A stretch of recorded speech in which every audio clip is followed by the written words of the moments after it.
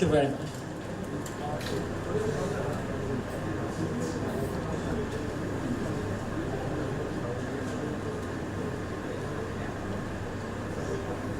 আচ্ছা, এইটাই দেখানো হবে, তাহলে কি আমরা ওই পাশে চলে যাবো? তাহলে ওই পাশে যাবো।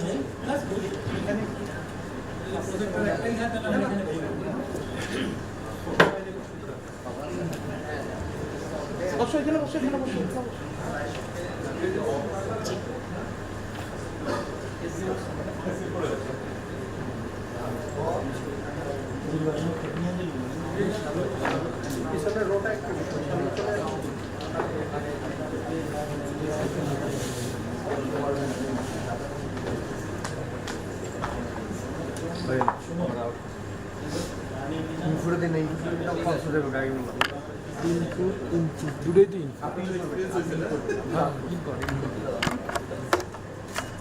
Yes. Hello everyone. My research topic is about a community participatory approach for evaluating the perception of landslide affected community of Motijorna slum, Chattogram. This was presented by me, Shajib Sarkar, currently studying at Buet, and the other co-authors are Mohammad Fardin Khan, and Dijilur Rahman Sarkar, Abir Ahmed, and Devashish Roy Raja. So first of all, I would like to discuss the conceptual framework of this study. As we know, landslides are more common in Chittagong City Corporation area. This occurs due to the heavy rainfall and hill cutting. The research region was chosen based on past occurrences and losses. The goal of the study is to reveal the people's perception about landslide of the Motijorna community area, how they face landslide events eventually and individually and community level, and to generate a community participatory approach for minimization of the landslide susceptibility of that area. Now the objectives. The objectives are to analyze the present scenario of the community perception and to identify the cause and effect and impact of landslide to this community using PRA tool, and prepare a recommendation and policy framework to minimize the impact of landslide to this community. This is the map of the study area, which is the Motijorna slum, which is an illegal dense settlement situated at Chittagong metropolitan region. This is the methodological part. Here we have selected two types of data sets, primary data and secondary data. To collect the primary data, we have selected some PRA appraisal tools. Some of them are social mapping method, service opportunity map, resource mapping, well-being ranking method, trend analysis method, impact diagram, cause and effect diagram, force field analysis, and lastly we have the dream mapping tool. First of all, in historical observation, we can see that after 1971, the community settlement has been started to grow at this place, and after 1988 and 1989, we can see a huge hill cutting and degradation of land uses to this area. This is the existing scenario. We can see the existing scenario from the social map of the Motijorna area. And you can see that in the northern portion there are some houses at the foothill. They are much vulnerable than the other regions, and the commercial structures in the southern portion, you can see that there is a school situated at the southwest portion of the region, and they are the most vulnerable to landslide events. This is the existing scenario. You can see that the age of the respondents, most of the people of this area are about 19 to 40 age group. Their education level, you can see that most of the people are illiterate, and average monthly income of this community is about 8,000 to 12,000 in average.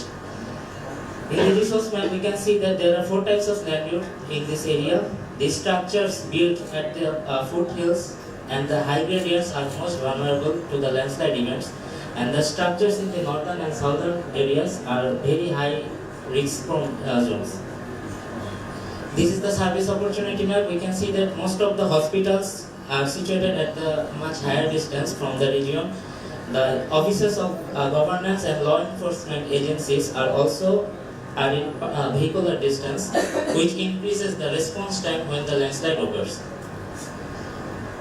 We can see the mobility map. From the mobility map, it is clear that most of the hospitals are around 0.5 miles further from the community, so it enhances the community's casualty rate when the landslide occurs.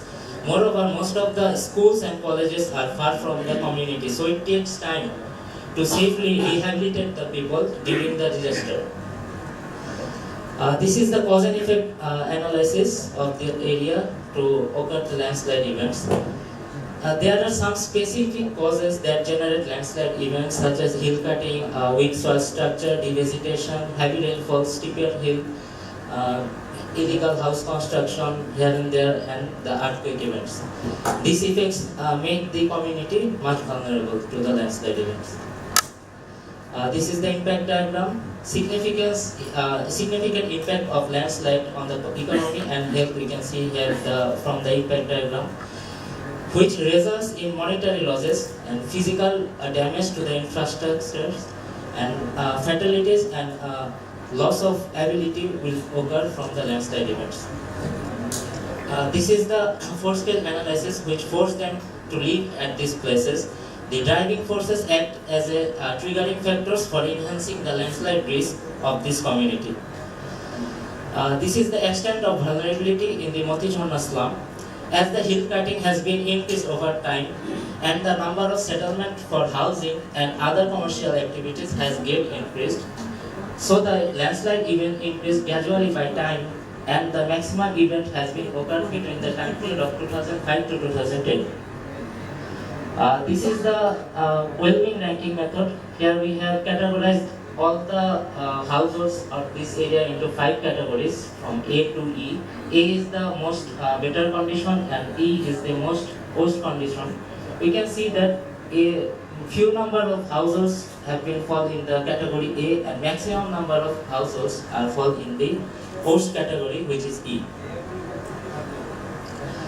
So what are the major findings of this study? The major findings are the landslide events have occurred for residents of Motijhorna at different time periods. This location is exposed to many landslide-induced dangers because there are numerous and social issues such as low income, dense and kacha houses at this area, and the rate of illiteracy and hill cutting events. In the northwestern and eastern parts of the Motijhorna region, there are unstable hills due to irregular hill cutting events. Settlements along the foothills are marked as being the very high risk zone due to landslide events, and the area upper middle section of the classified as a medium risk zone for landslide, as we can see a plain land at that area. This is a dream map what they want future in that community. People say that they want a retention wall, house relocation, installation of hospitals at the nearest location, and installation of trench. So this is the SWOT analysis where we have analyzed the strength, weakness, opportunities and threats of that area. These are some policy and recommendation we have prepared to improve the community of that area, to make them resilient of the landslide events, to make them resilient and minimize the landslide susceptibility.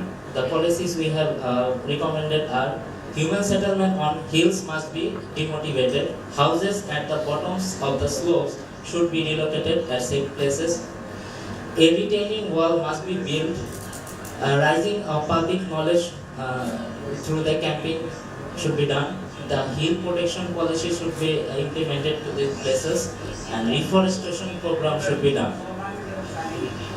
So lastly, I can say that this study addresses all the problems as well as the lack of community preparedness for the landslide tragedy. For generation of a positive perception among the inhabitants of that community to minimize the landslide susceptibility, recommendation and policy framework has been developed by us. As the local community feedback has been used to define their present social scenario and their issues and identify the vulnerabilities through active focus group conversation and proper utilization of the participatory rural appraisal tools, so that the policymakers may establish priorities, offer ideas, choose the best actions and set some specific goals for the future by utilizing this study. Thank you all.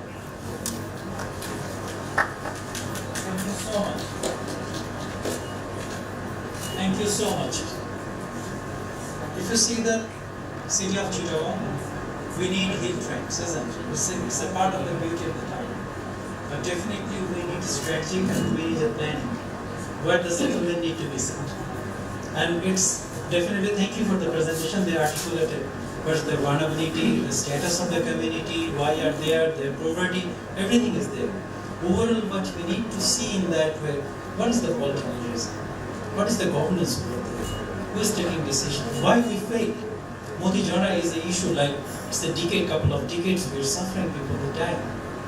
So but being a planner, why these need to be people to stay over there?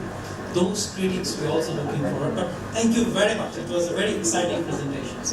So next, I am coming to present, they are going to assess the vulnerability of the coastal community due to the coastal flood. Very interesting because we are dealing with the coastal cyclones with the wind speed mainly, but they are coming with the analysis of the vulnerability. Those for the coastal flooding. I'm not sure who is coming to present. Please come.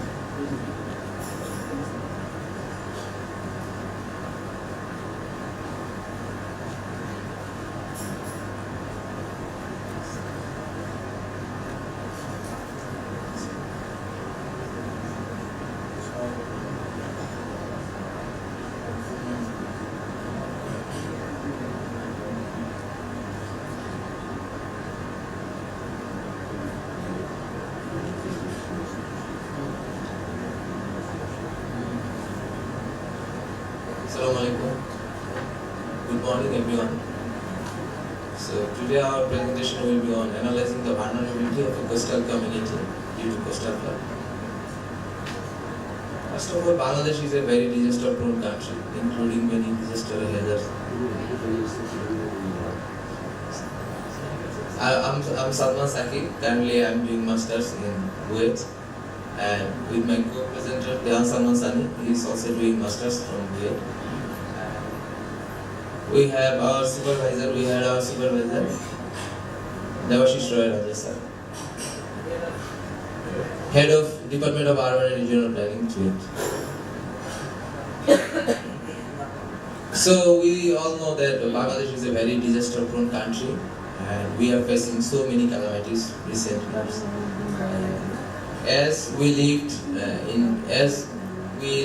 We have also coastal area. So coastal area is also very vulnerable. And due to these coastal hazards, the people living in the coastal area are suffering very much in the various aspects. And we try to relate those vulnerability in different aspects like social, economical, environmental, health and food. So our aim was to analyze the vulnerability of a coastal community due to coastal flood, and to achieve our goal, we had two objectives. The first one is to measure the vulnerability of a coastal community due to coastal flood in social, economic, environment, health and food aspect, and after that to provide recommendation based on this. So our study area was a small community in Kumira Union, Sitakunde, Chattogram, Alekdia. Alekdia is a very small community with 145 acres of land, and it's in the shoreline.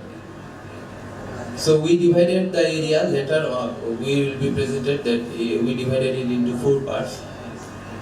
After that we have a methodology to fulfill this, and to calculate the vulnerability we have taken 2 approaches, the balance weight average approach and information entropy method. And for this we have 3 latent factors like exposure, susceptibility and resilience, and this will conclude the vulnerability in the 5 aspects. So here is the 20 factors that we have taken. For exposure we have taken 4 factors, susceptibility 10 factors, and the resilience, for resilience we have taken 6 factors. So the next will be presented by my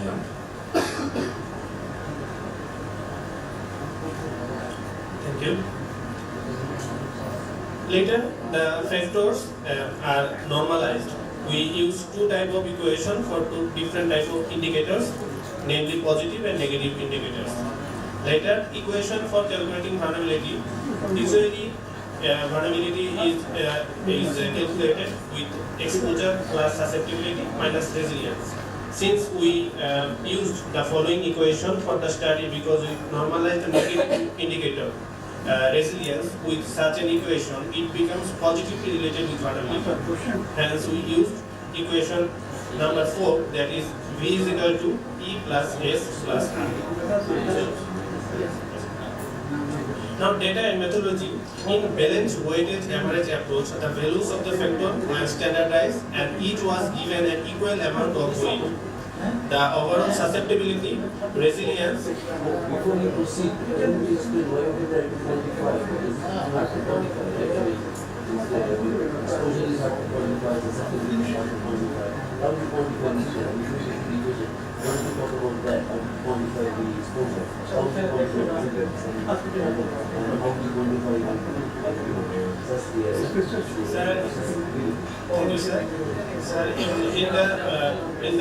when we conducted the primary study survey, we found different types of factors such as social, economic, and health, etc. But when we like to express the overall vulnerability with its components, these are the latent factors that will be perceived to address the our coping strategy, that is objective number 2. So, the logic, how to treat an equation, what is the coefficient used for respecting exposure, and the coefficient used for susceptibility, how do you define that coefficient is accurate? Because we don't know the equation. But simply short, I know you have a so when we had the survey, we collected the data on all the 20 factors. We gave an example, and what is the number of floods they are having, or as a resilient factor, the agriculture profession, illiteracy. Every factor and its description is given on the chart. So when we collected the information, then we earlier divided the area into 4 regions. So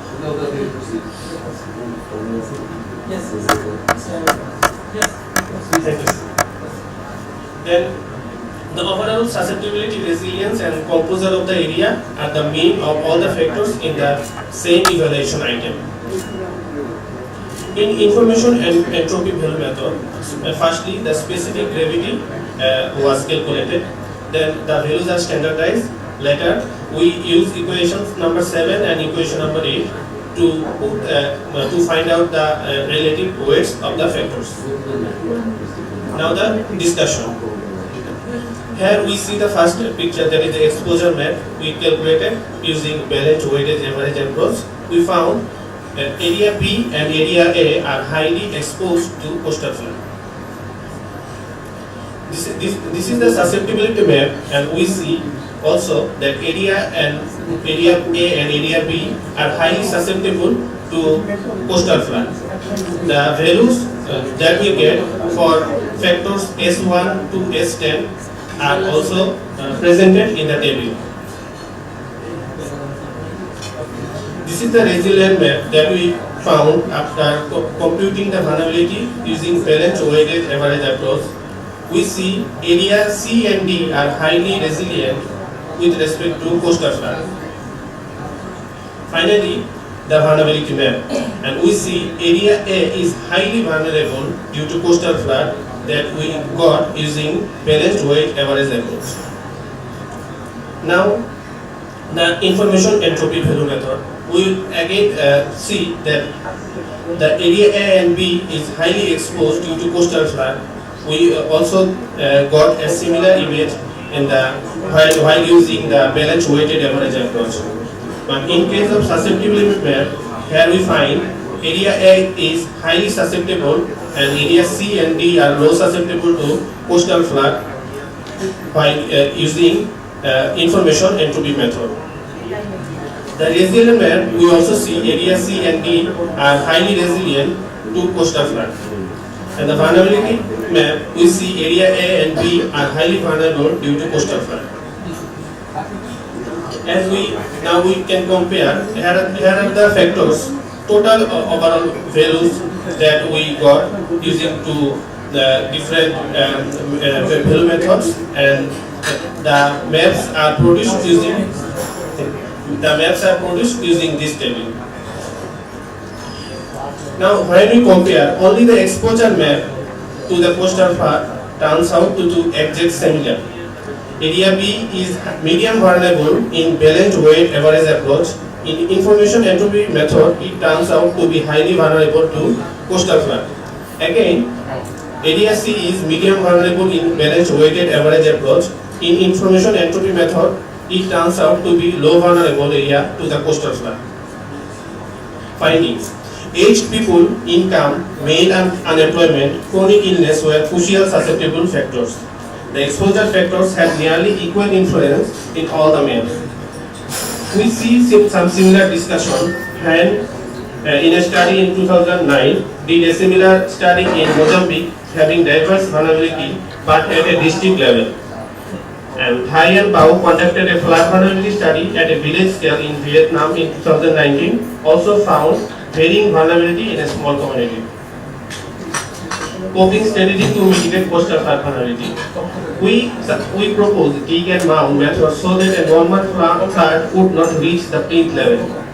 Moreover, reconstruction of embankment and planting trees on it will reduce the risk of coastal flooding. Now to conclude, we see the coastal flood events are increasing at an alarming rate due to climate change.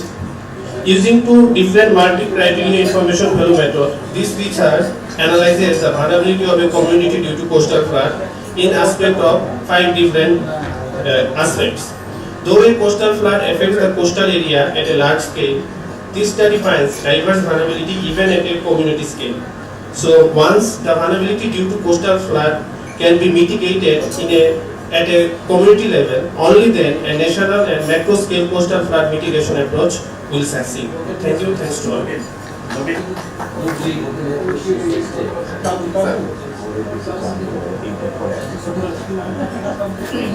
Thank you very much. This is a very brave approach. While we are defining the vulnerability of the coastal flooding, because one of the major issues for the coastal is strong surges. There is two distinct things for the when in the coastal area, because when the surge is over there, with followed by a cyclone, and normal coastal flooding, there's a two, the high tide, particular max with the upstream flow in that way.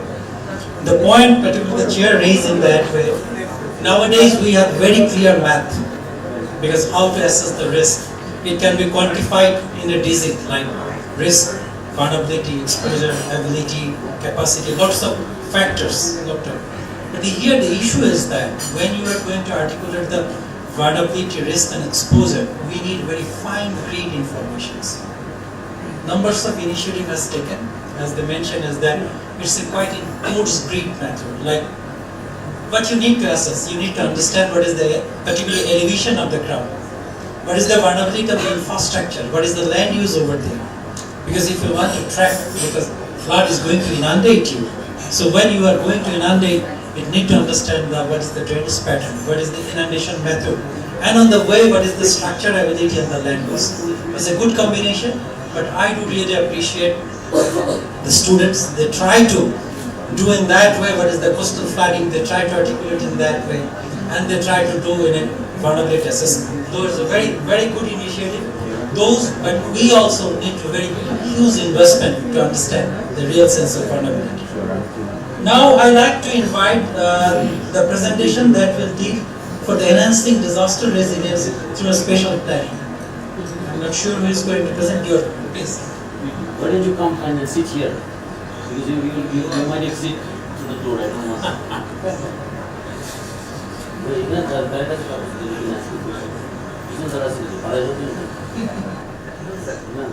We will just go and take our snack.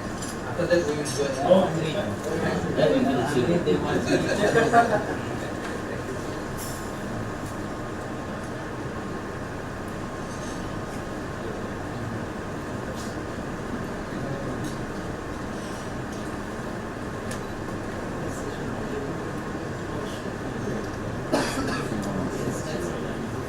Assalamualaikum. This is Abir Orno, undergraduate student, Department of Urban and Regional Planning, Russian University of Engineering and Technology. My co-author is Bibasha Akhtar. We are in the same batch. Okay, first of all, I am very much privileged and honored enough to have the opportunity to present in front of all the learned person.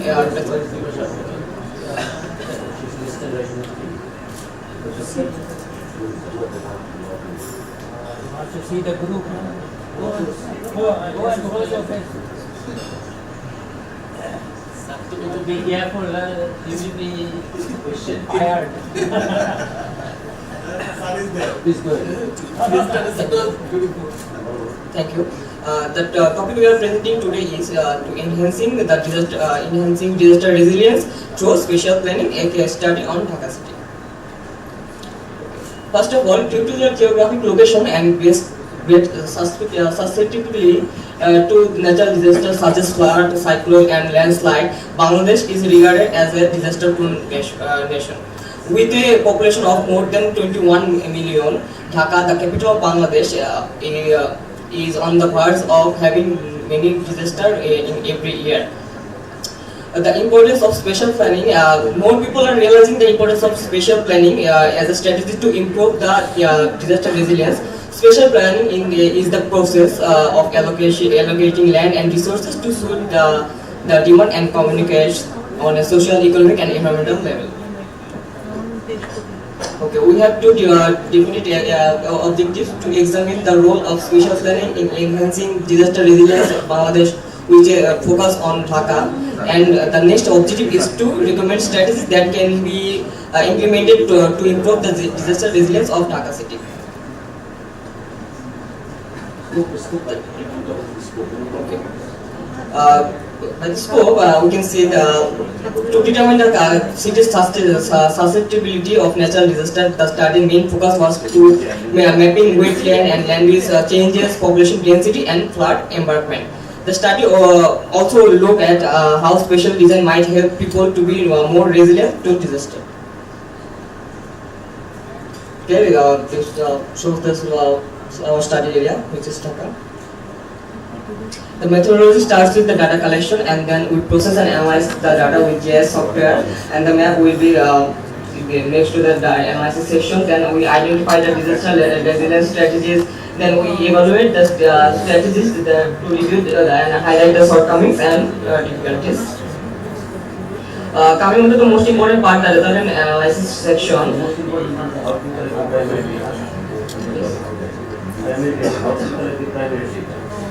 Primary data, I have searched. We need to have the data of the population density, the flood precipitation level, and the flood.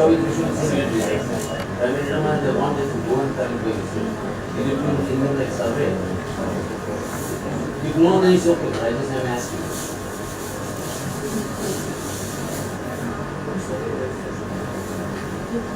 सब internet से download करा Google से search करा लेकिन माटे घाटे राज्य में उठाया ले let us know so that we know विभाषा सब इंटरनेट से डाउनलोड करा yes sir तो प्राइमरी लेकर ठीक yes second there are mistake okay to continue the wetland change analysis as we prepare the map in the software, we can see that between 1998 to 2009 Dhaka entire wetland were shrunk by 60% almost. Urbanization, agricultural development and industrialization were the main causes of the loss of wetland areas, which is our personal review, and there are some important literatures on that. Next of all, the land use change analysis. We have the land use land cover maps of 1989, 1999 and 2009. We categorized these land use maps based on 5 categories, which are barren land, built-up lands, water surface, vegetable vegetation cover, and agricultural land use. And the key findings from here is the Dhaka city has witnessed a considerable change in land use over the past few decades, which we all agree. And then again, the analysis discovered that between 1989 to 2009, Dhaka's entire built-up area expanded by almost 150%. Then rapid urbanization and population increase played a major role in expansion of the built-up areas. The population density analysis, again we can see the darker blue segment section was the higher population density areas, and the lighter the section goes, the lower the population density are. The major findings of this analysis is discovered that between 1989 to 2019, Dhaka's population density rose over 80%. The examination of population density showed that Dhaka city has one of the greatest density people in the world. Question. If you look at the map, you see the density over this proves about it. There are some areas that the density over 2 megawatt, right?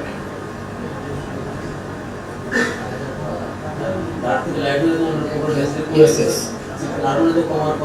There must be reason. Do you know why?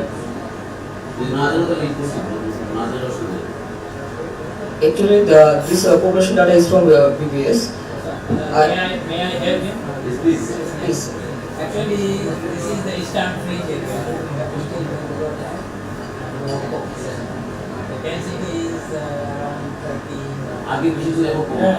No, not that. It is Eastern Fringe area, highly productive. So you have very low. 91 এ বেশি ছিল। কিন্তু 11 এ কম কি হবে? Question তো সেটাই। There must be something wrong. There must be something wrong. ঢাকাতে density কমে যেতে পারে। Yes, during our study, we also noticed this. The area Uttara, specifically in the north south, you can notice the previous data shows that the population was like this.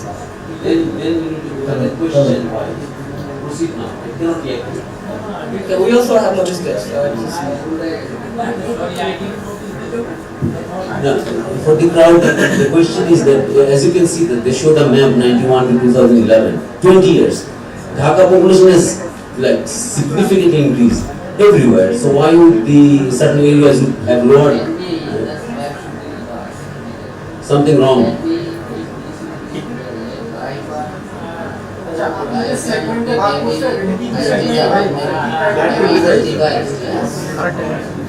So please don't be alarmed. You're good, making good presentation. Just question over Krishna, don't worry. But need to go and check and review, okay? The professor Jinabold says maybe you backwards. Possible.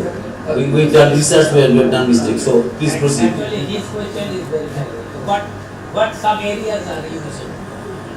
Within Dhaka, is this a city area or? No, because Dhaka has several areas. Okay, this is a city corporation here, not Dhaka. But when you say Dhaka, it is Dhaka district. Okay, so be clear about that. And I have another question: in which criteria to divide the cluster? এটা ভাগ ভাগ করছে কিসের ভিত্তিতে?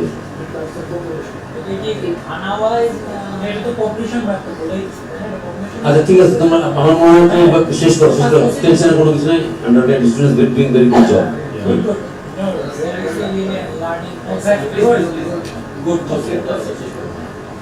Then on the next segment, the flood embankment analysis. Dhaka city has a comparatively low coverage of flood embankment.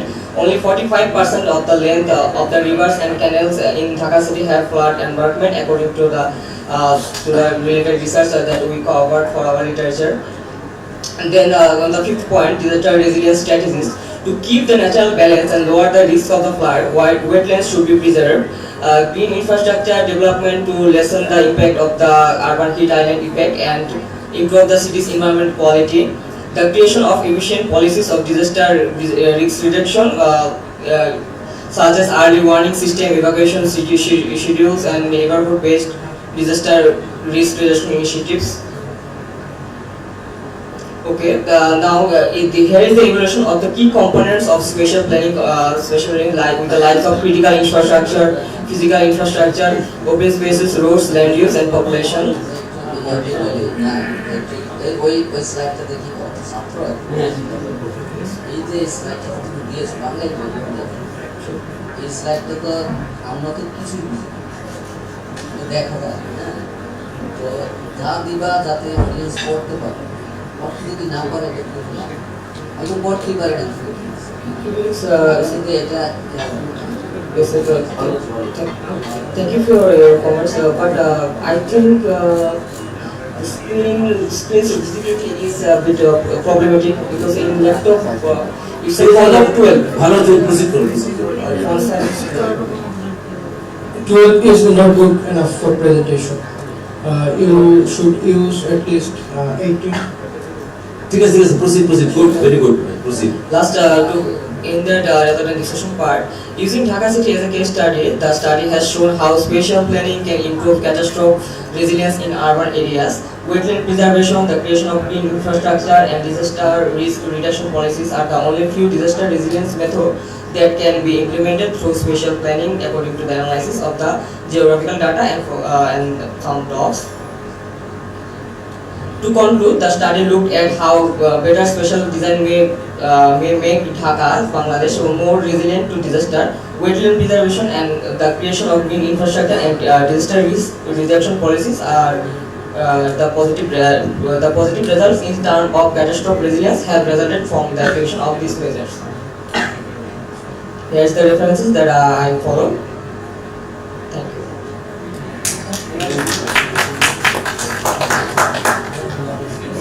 I have some. আচ্ছা আমরা প্রশ্নটা পড়ি আমরা definitely there's no scope for the questions but we'll try to accommodate the questions because the thing is going on is that as you are a student there's a good chance to hear from the seniors in that way. I can tell you one story. The story is that when 2 minutes it's going to 1 minute. When you are going to present a slide, it must be not more than 6 bullets, and each bullet doesn't need to carry the 6 words, more than 6 words. And whenever you are going to present something, it needs to be visual, if the audience can, otherwise you don't show it. That's the learning from us. Okay, fine. So our next presentation is quite also very exciting, is that I am also excited to hear from them in that way. The reflection of the upper tier of strategies and policies, spatial planning, the coastal journals of Bangladesh in order to integrate the main development stream. Excellent subject. Yes, floor is yours, please.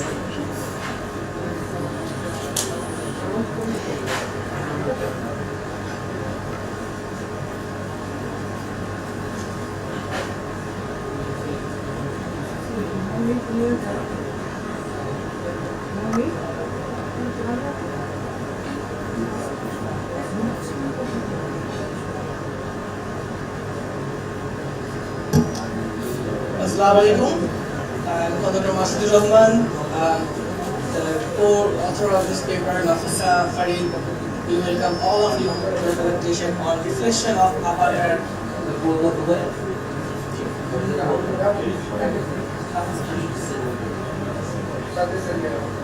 And the title of this presentation is Reflection of Upper Tier Strategies and Policies in Spatial Planning of Coastal Zones of Bangladesh in order to integrate in the main development stream.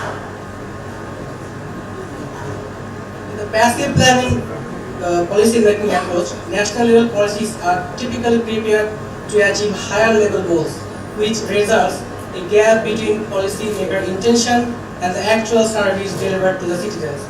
The reason behind this situation is absence of clear reflection of upper tier plan and policies at macro level. Well, in case of physical planning, policy integration is widely practiced throughout much of Europe and beyond, but in Bangladesh planning sector, this practice is still emerging. In this backdrop, aim of this study is to show how various national and international plan and policies could be incorporated into different level of spatial planning, with an example of policy translated composite map and drawing strategies at local level to achieve macro level goals. So to do so, we have studied 5 important policies and goals, which are Bangladesh Data Plan, Prospective Plan, 8 5-year Plan, Bangladesh Climate Change Strategy and Action Plan, and SDG.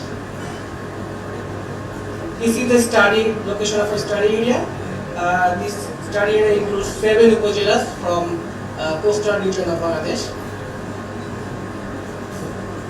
Actually, maintaining uniformity at the sub-national level might be difficult for policies that are developed at national level. One of the biggest problems in public policy is that there isn't defined time or space to adapt a particular policy. The traditional top-down approach gives more emphasis on policy development than on their execution. It is of paramount of importance to turn a policy into action, which is policy execution. And in order to carry out national and international policies, they should be integrated with various stages of physical planning, side by side, relevant stakeholders, and should work from the beginning of policy making to achieve the cross-cutting goals. Incorporating upper-tier plan and policies in spatial planning has been practiced globally for a long time. For instance, the strategic vision of National Planning Framework of Ireland has implemented in the Cork City Development Plan, where relevant ministerial guidelines and their application has been documented. The Glasgow City Development Plan has proposed spatial strategy and policies for the future use of land and infrastructure, reflecting the overall direction of Scottish planning policy. The regional plan for Central Queensland has also provided strategic direction which align with the state planning policy. If we take a look at the plan prepared by Bangladesh government, some plan has considered comprehensive disaster management program while preparing the program. However, some popular plan and policies reviewed during the preparation of plan are 5-year plan, policy related to poverty, building construction, then forestry, wetland conservation, etc. But how and where the guidelines from these plan and policies will be implemented are generally not clearly mentioned. Hence, to ensure integrated planning and multi-organizational engagement, translation of guidelines from upper plan and policies in physical planning is important.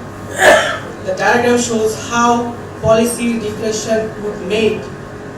In this study, 5 upper policies have been reviewed and targeting 9 sectors which are very relevant to physical planning to identify the policy zones.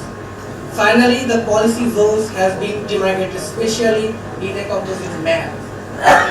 In this study, translation has been described in 2 ways. First, strategy recommendation to achieve particular component from a particular plan or policy of a particular sector, and second, reflecting in the plan map. The translation process will be presented focusing on urban, agriculture, forestry and environment sector. So let's see what happens here. The question. So can go to the previous slide. Can you get the proposal and you have to follow. This is how it's done. How it is done, the process. We have a copy of the map. Later slide. Well, we will see. We will see. Yes. Proceed. Okay, I just want to say that this is how the policy matrix look like. It's a big working sheet in Excel. If you want to print, then you need at least 6 to 8 30 by 40 inch paper. So now move on to our focus sector. As urban, the first is urban. What will be the configuration of urbanization? Well, according to the policy,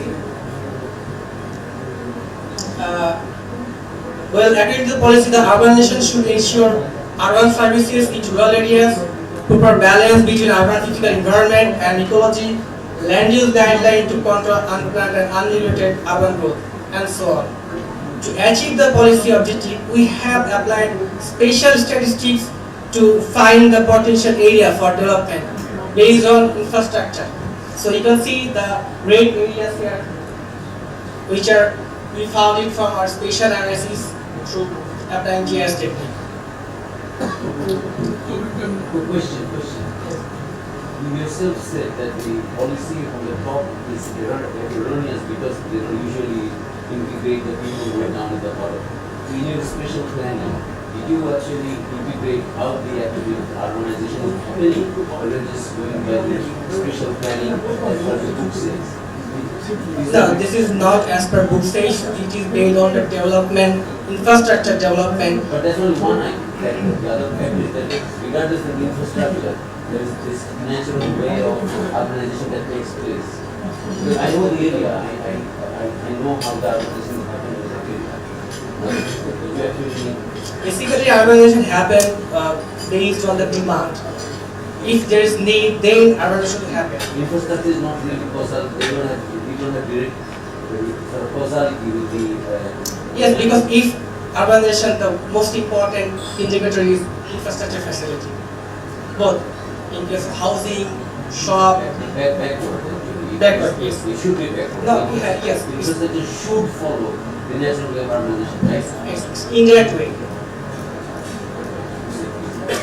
So, also we have, so what will be the action? The government should encourage growth-centric development, emphasize nature-based and low-cost management system. Polycentric development could be an effective method to ensure quality of life in urban cases. Polycentric development that focus on population size, employment rate, land use combination, and functionality mainly emphasize the activity extent and metabolism of the land. So, how to ensure agri land in intact? The policy suggests prevent the gradual decrease of agricultural land and non-agricultural use, agriculture diversification for output and livelihood, ensure food security and agricultural productivity, and so on. To achieve the goal through field survey and PRL with local agriculture office, potential agri land has been identified, which are marked in orange color. So in the composite land, this is the composite land. As you said, the translation is happening here. So to ensure agri land in intact, the study suggests to encourage cooperative farming, proper investment to support food supply, and practice adaptation technologies to combat the effect of changing climate. Agroforestry, crop rotation, mix and intercropping, polyculture, water harvesting are some effective initiatives to discourage non-agricultural use of land. Now move towards environment and forest issue, where the policy suggests conservation and management of mangrove afforestation, protection and enhance of biodiversity to sustain ecological balance, protect river bank from erosion, forestation in drought areas, etc. So the plan has proposed 250-meter buffer area along the river side as coastal afforestation zone, which are the high potential groundwater recharge area, and we find it from our hydrogeological study.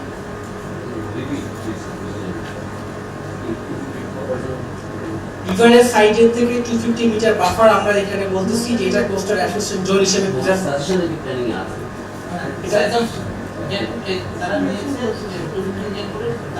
এটা অ্যাজাম্পশনটা 250 metre কেন আমাদের যে হাইড্রোজিওলজিক্যাল survey হয়েছে সেখান থেকে দেখা গেছে maximum river side থেকে 250 এরিয়ার মধ্যে সবচেয়ে বেশি পরিমাণ গ্রাউন্ড ওয়াটার রিচার্জ দেওয়া হয়। সেটা এখানে কনজারভেশন একটা স্ট্র্যাটেজি করার জন্য আমরা হচ্ছে এখানে এটাকে গ্রিন বেল্ট ইয়া করেছি। এবং এটা আরেকটা উদ্দেশ্য হচ্ছে যে এটা ডিজাস্টার এগেইনস্টে একটা ওয়াল হিসেবে কাজ করে।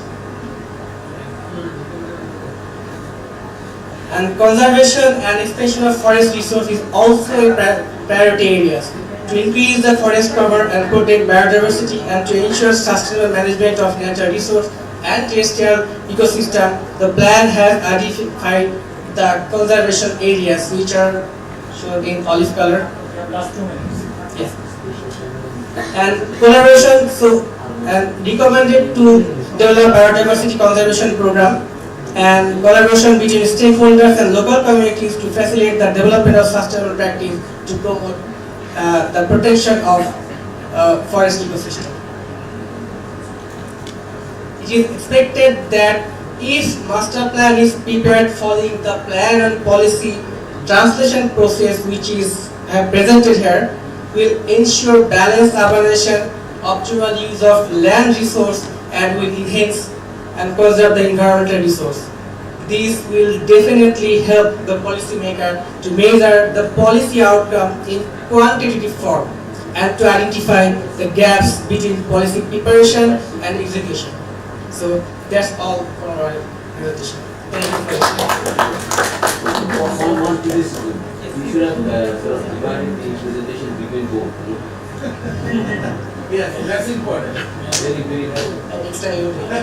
Thank you. Thank you so much. It's a bit a complex presentation because they were trying to reflect the policy and strategy in the coastal zones and in the development process. So if you just recall in that way, Bangladesh, we normally call we are the champions in the policy and strategy and flags. But we are not champion in the implementation. If you see that from the lab, strategy, everything, data plan, we are very good in planning. Well, fine. But the issue is that when the plans need to be developed and mainstreaming, the issue is the financing. We are very good in that way, articulating planning and in that way. But reality and the financing is the main issues. Like if you see our NAP, lots of issues over there, but who is going to finance?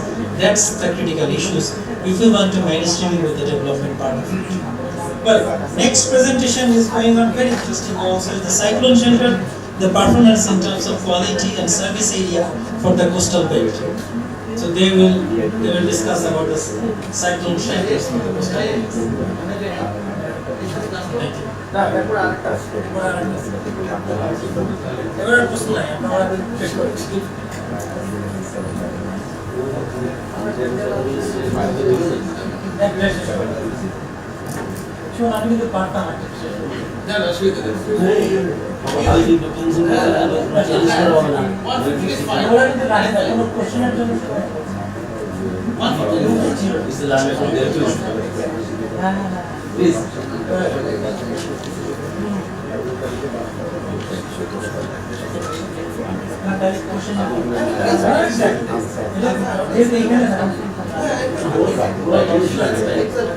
you.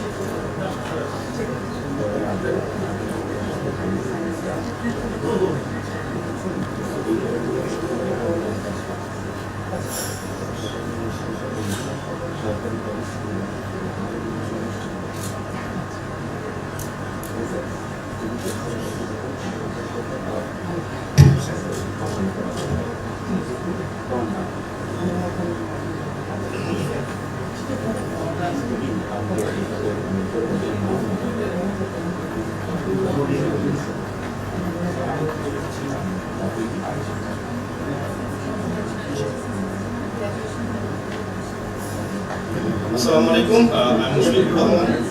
Currently, I'm working as a assistant urban planner at Shetty Consulting Private Limited. I'm going to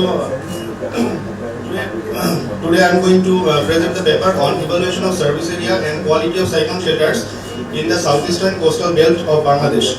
The other author of this paper is Tondra Das. She is absent today, so I'm continuing the presentation. Bangladesh have faced several disastrous events in the recent years, and if you recall, even before the independence of Bangladesh in 1970, we have faced the Great Bola cyclonic storm, and in 1991 we have lost millions of people in the country. Economic damage and loss due to these hazardous events is much more than we expect, and the catastrophic cyclonic events faced by the coastal communities is even more serious. The role of Ministry of Disaster Management and Relief in managing cyclone shelters is very significant in Bangladesh. According to the standing order on disaster, the Ministry of Disaster Management and Relief is responsible for coordinating all the affairs in the cyclonic events, and they have formed the policy on 2011. Saying in the named as cyclone shelter construction management, cyclone shelter construction maintenance and management 2011. So what's the problem in the cyclone shelters? We have reviewed literature and found that the most cyclone shelters are incompatible with disabled and older population, and the location of these cyclone shelters are not determined either by a right-based nor a demand-based planning approach. Our research problem is the location and quality of the cyclone shelters sufficient in coastal areas? For this study, we have surveyed 6 unions of Bashkali Upazila. You can see the names: Khantanabad, Bahatchora, Katharia, Shorol, Gondamara, and Shonoi unions.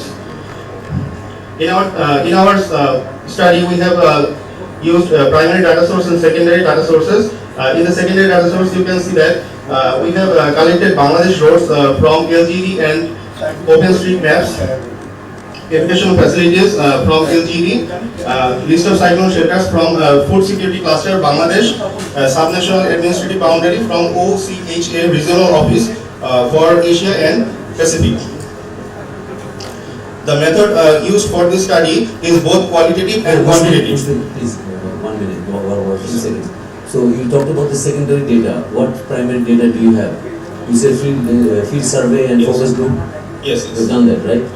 What did you find out? Why don't you summarize that one? You were just summarizing the secondary data source only. I'm more interested in the primary data. So primary data sources are actually from the focus group discussions. Summary boy. So actually it's in the results section. How would I believe that it's in the results section is primary data? So we have a list of photos. Photos you download from the internet. How do I know? No sir, you can't find this. Why I don't see you in the photo, in any of the photo. How do I know that those are original photos? Sir, I haven't used my photos in the research. So prove that these are original photos. Prove to me. Sir, I have a database. Just with words, right? Okay, proceed.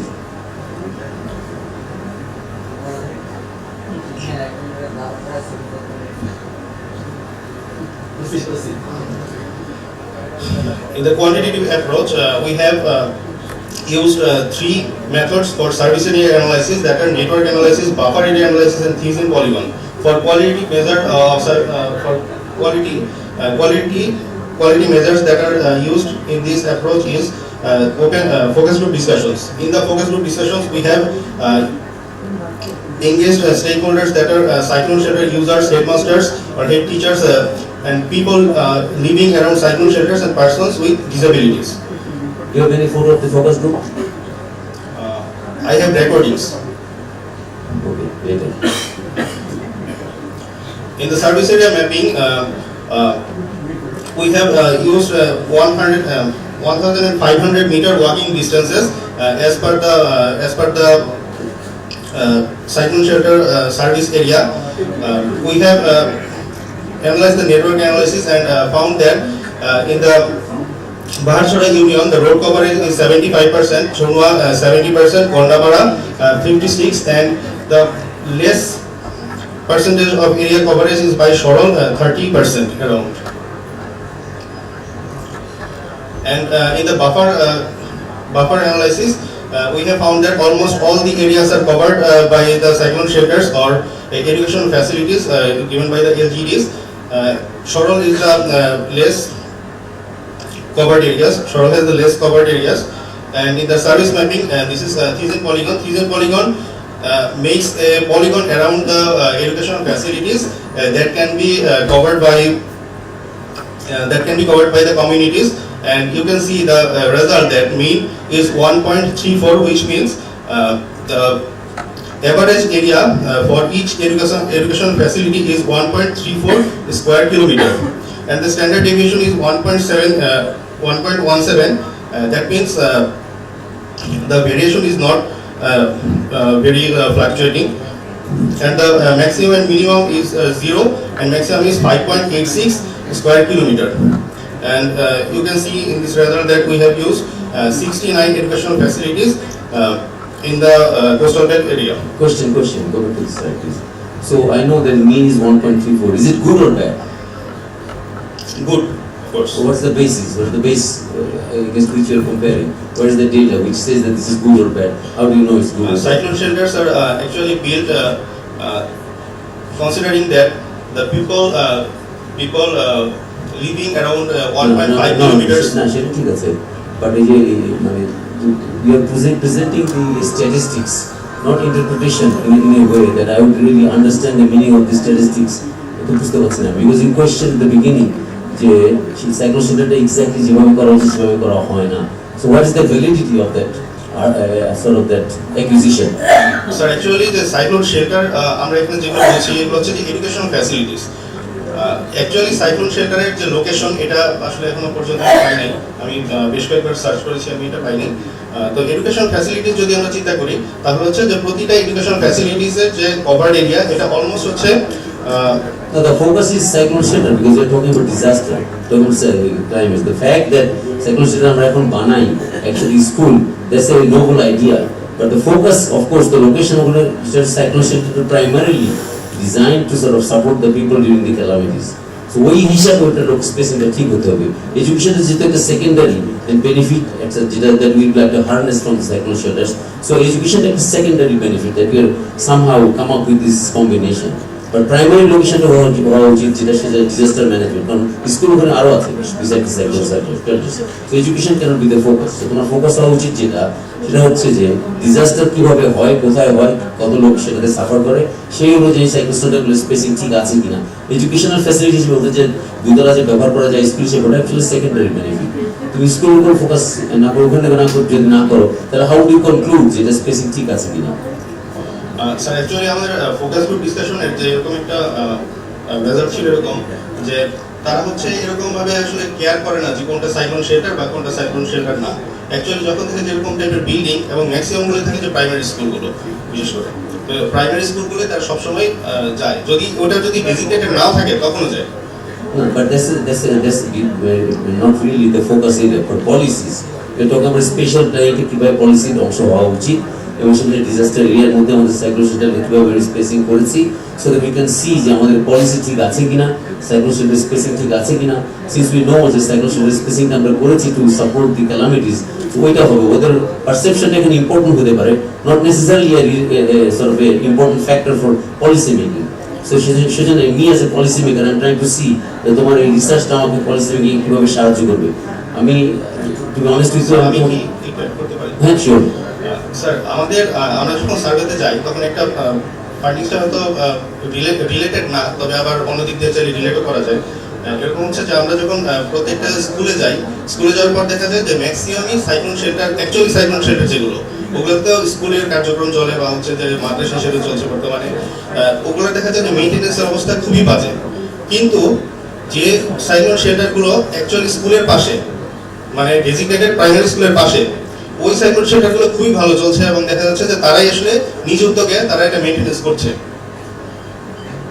অন্যভাবে sir আমি যদি বলি যে শুধুমাত্র cyclone shelter, how that information help me with policies, look at the cyclone shelters next to schools so they maintain well on policy impact তাহলে কি? Sir এটা হচ্ছে যে নতুন যদি কোনো সাইক্লোন শেল্টার করতে হয় তাহলে অবশ্যই যদি সবচেয়ে ভালো হবে যদি অলরেডি যে স্কুলগুলো আছে তার পাশে করলে, কারণ এই ক্ষেত্রে ম্যানেজমেন্টটা খুব ভালো থাকে। হ্যাঁ ওটা, but if you think about it, I'm sorry I'm তোমাকে গ্রিড করতে যাচ্ছি না, এই ডিসকাশন চিন্তা করে দেখো সাইক্লোন শেল্টার আমরা করছি কেন, তাই না? আমাদের দেশে সাইক্লোন শেল্টার আমরা পোস্ট করি যে আমাদের অনেক সাইক্লোন শেল্টার আছে এই জন্য যখন আমরা আর্লি ওয়ার্নিং পাবো তখন পিপল ক্যান রাশ, অ্যান্ড যখন টাইডাল ওয়েভ যখন আসবে বা টর্নেডো যখন আসবে বা স্টর্ম যখন আসবে তখন they can save themselves. But মেইনটেনেন্সটা আমার কাছে ইম্পর্টেন্ট বটে, অবশ্যই সেটা কোনো না কোনোভাবে আমাকে ম্যানেজ করতে হবে। But The primary purpose of the cyclone shelter is to save the lives, right? স্কুলের পাশে লোকেরগুলো তোমার সেভ দ্য লাইফস হবে কি হবে না, I am not so sure. Government আমার ভালনারেবল এরিয়া কোনটা, সেখানে পপুলেশন কোথায়, তারা দৌড় দিয়ে সাইক্লোন শেল্টার কিভাবে যেতে পারে, তাদের লাইফ বাঁচাতে পারে।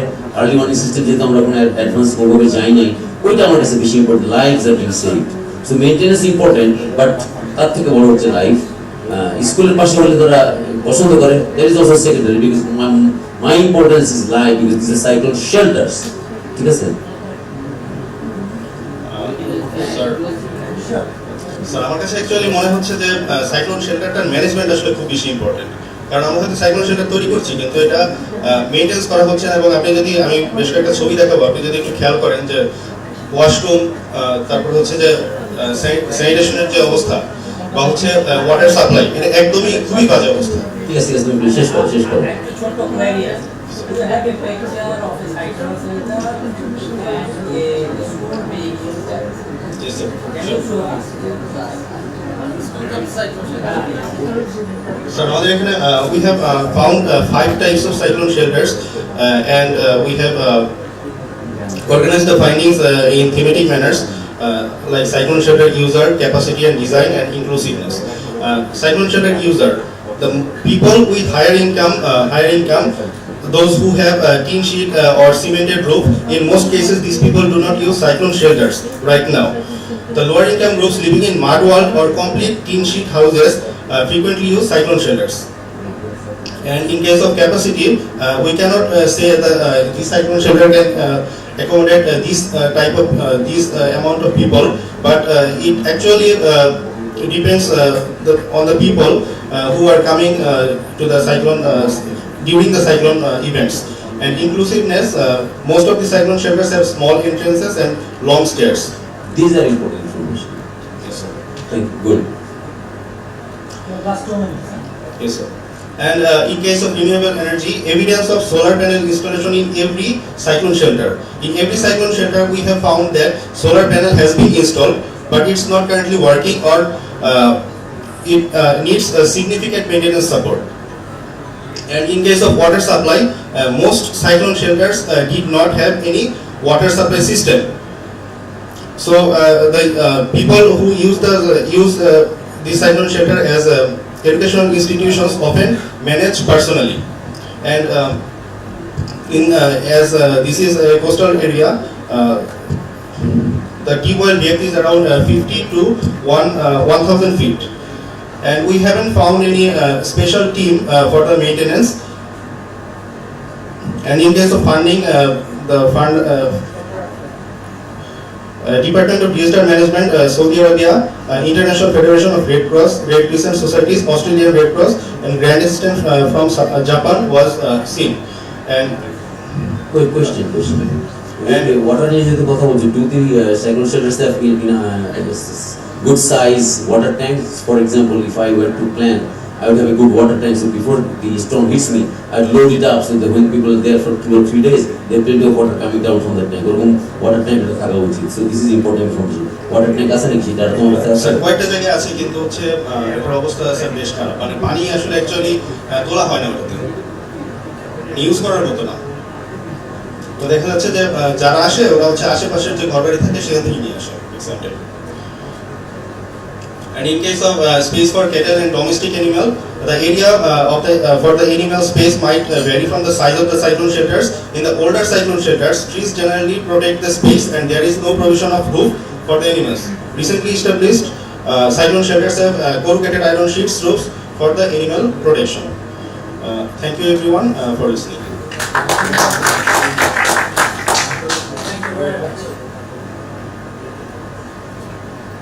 So I'm not sure how much you know about the flood action plan FAP study. Particularly that was done by Professor Jamil Reza Choudhury, Dr. Ainul Nishan, Professor Rizal Rahman. It was one of the landmark study in Bangladesh, how the coastal cyclone shelter will be built. What is the criteria? As you are asking, what is the social criteria? Distance to the coast and other vulnerabilities. That was one of the landmark studies, and currently I like to request particularly the presenter. If you see the new cyclone shelters, it's accommodated all of the comments. Because particularly if you went to the field now currently, which is built by World Bank, particularly DTM and other government departments. Their sanitation, water supply, ramp, disability, many issues are important. But I will agree fully with you is that maintenance. We are very good in Bangladesh for the infrastructures, buildings, constructions. But that's true. By norms, we are not very good maintaining the facilities. And because it's also some sort of a local leaderships, how people come together, combine and volunteer themselves to maintain the cyclone shelter, the proper function of it. Still, we have a long way to go. But thank you very much, it's a good initiative. So last but not least, is very exciting also the impact of the COVID pandemic on the urban to rural migration, particularly empirical study. Go ahead. So just আমাদের এখন একটা বাজে, so we have officially finished it, but I'd like to request the audience to stay put because the lunch time is until 2 o'clock. So you still would be able to get some food, I think, if you leave by 1:30. So I request everybody to sort of stay put. You had snacks, so we shouldn't run for lunch. Hello everyone, I am Saida Shalin. Now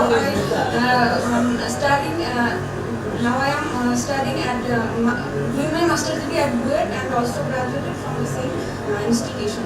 And now I am presenting a paper titled Impact of the COVID-19 Pandemic on Urban to Rural Migration and Empirical Study. And here is the outline of my study. What are the other mates, group mates that have done this research with you? Did you do it by yourself? No sir, it's a teamwork. Where are the other members of the team? Unfortunately, they are absent. Okay, thank you. Let's see the introduction of the study. We all know that Dhaka is the capital of Bangladesh with a population of almost 31 million people and having a density of 23,000 persons per square kilometer. And Dhaka is the center of all activities. It attracts thousands of people to migrate here. And most of them are forced here to migrate here, and these migrating people contribute over 30% to our national GDP. But during the COVID-19 pandemic situation, this phenomenon had completely changed, and COVID-19 had negative impact on lower income group of people and forced them to return back their native homes. And during the COVID-19 situation, all country faced a devastating situation, and most of the lower income group of people losing their job, they became homeless, shelterless, and they faced extreme food security and losing their income sources. And that's why we opted to work on this topic and to conduct this study. Two objectives are fixed, and one objective is to explore on non-government workers, basically garments worker, day laborer, rickshaw puller, aged 20 to 40 who moved from urban to rural areas due to COVID-19 pandemic impact.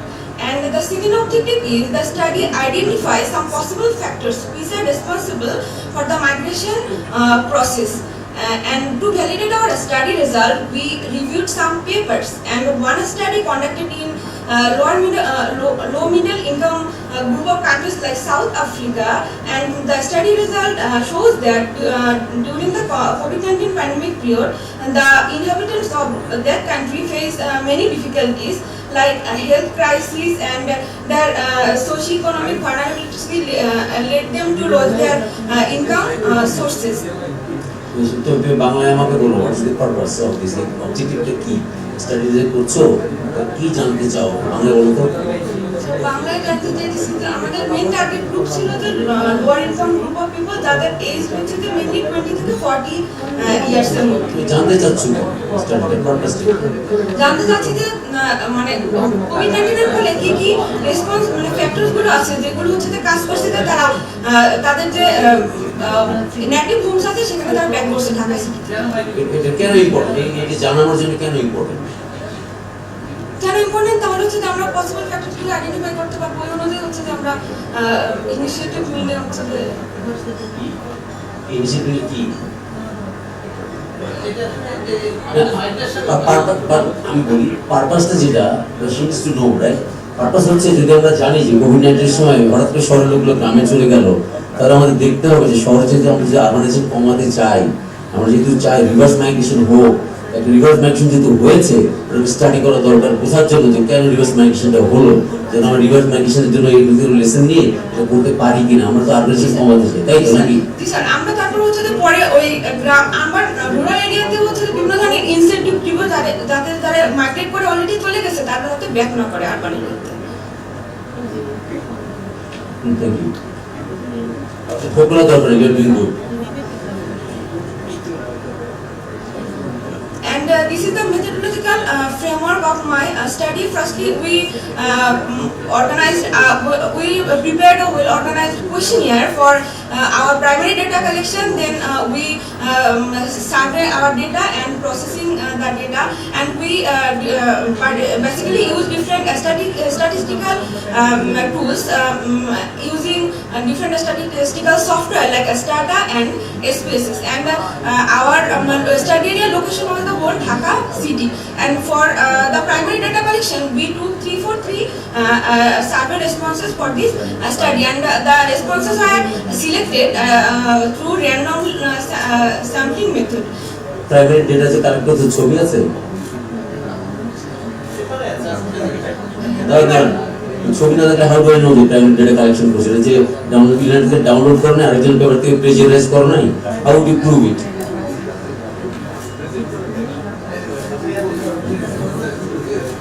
we must have proof না research করতে গেলে রিসার্চের authenticity যদি আমরা না convinced হই তাহলে রিসার্চের উপর আমরা ফোকাস করতে পারবো না we need to know that you have done the research right way then we focus তাহলে বুঝবো কিভাবে so need to show but good proceed then we analyze the data through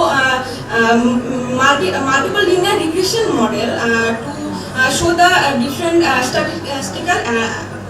statistical relationship between the data that we collected, and for this model we have only one dependent variable and total 11 independent variable, and we choose this model because we know that for simple linear regression model there is only one dependent variable and only one independent variable, and for dependent variable the answer type of the data there is a dichotomy like yes no or good bad there is a dichotomy of the data type. That's why we choose simple linear regression, and as there is a multiple independent variables, that's why we choose multiple linear regression model. And apart from that we also collect different demographic socio-demographic information of the respondent. Basically we did the survey, we surveyed at the house, we collected the household level data. That's why we collected the household information like household size, employment type of the household member, household income, and their education level. And the table shows the all the independent variables. Independent variables are basically the factors that influencing the people to migrate their native homes, and the percentage shows the positive response of the factors.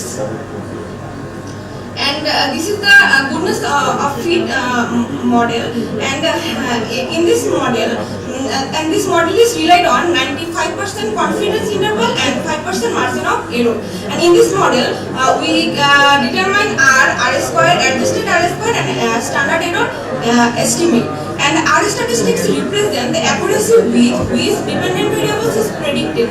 And for a good fit model, R square value must be greater than 0.25, and in our model the R square value is 0.885, that is greater than 0.25, and from the table a prediction level of R is 0.885 shows the high level of accuracy, and the R square score explain 78.3% of the dependent variability strategy can be explained by the independent variable.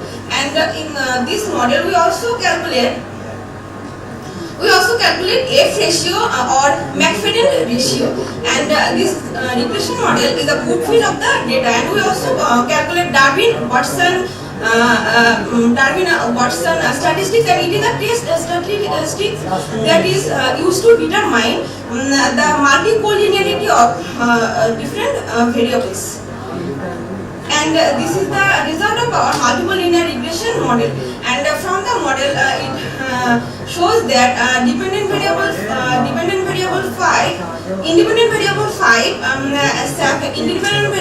7 are statistically significant at 99% confidence interval, and independent variable 7 which is significant at 99%.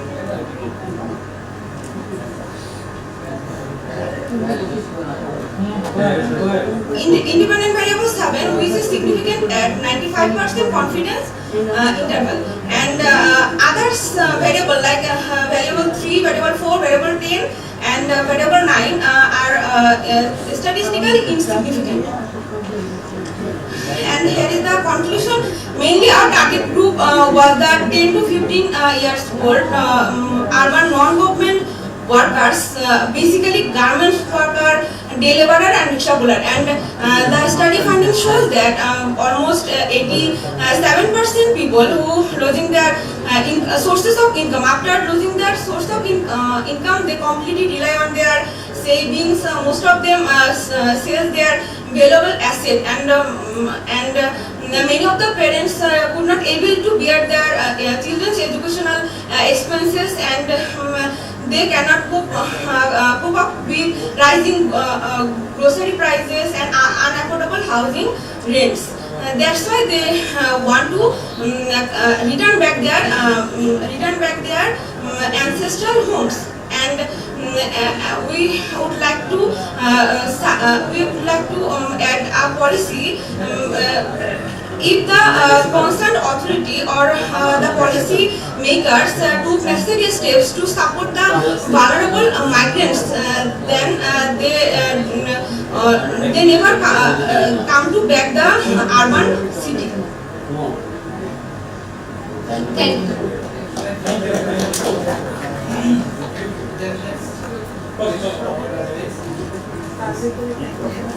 তোমার নাম কি? Shaolin, Chinese name. So I'm not sure how much time we have exactly from now. Exactly 20 minutes. So can we divide it 20 minutes? With the 10 minutes we will hear from the discussion, and 10 minutes if you have any burning questions. So floor is now open. We can take 2-3 questions if you really have some questions. But our chair has Lots of questions. lots of questions over there. But from the floor, do you have any questions? I have one question. Yes, one question. Please go ahead. Mic doesn't it?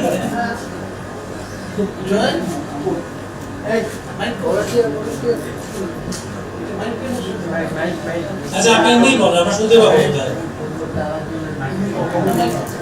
मुझे mic पाओगे? Mic पाओगे? Sorry. Yes, yes.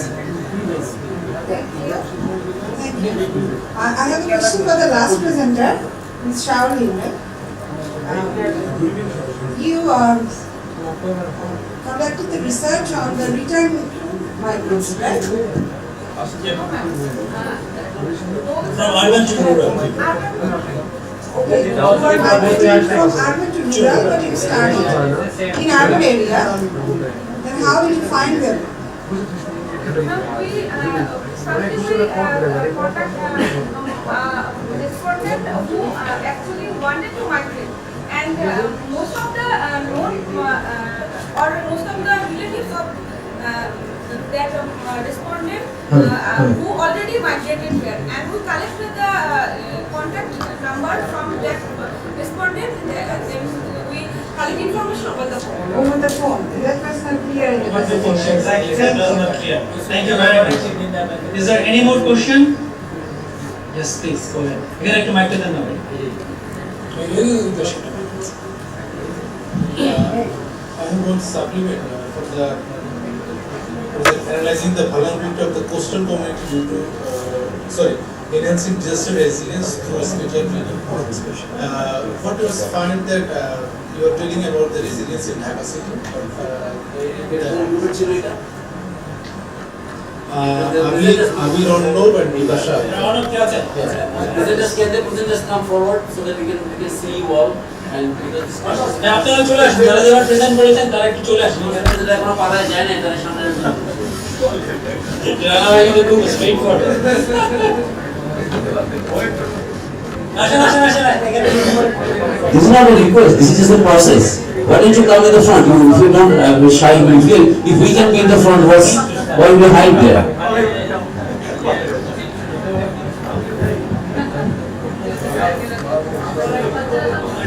If you're afraid of questions, then you can go and hide. If you're not afraid of questions, come and face the questions. Yes, what was your question? Okay, the supplement was that whenever you are talking about the resilience in Dhaka, actually the resilience, the dynamics of resilience in Dhaka and the rural areas, coastal cities is different. So what I have seen that you have used a lot of secondary data, but although this is secondary data, most of the data is obsolete, the past data. So whenever you have done the literature review, you will find that there are a lot of studies. Like the resilient project, the national resilient program, and basically national resilient project. So those are very vast and significant. So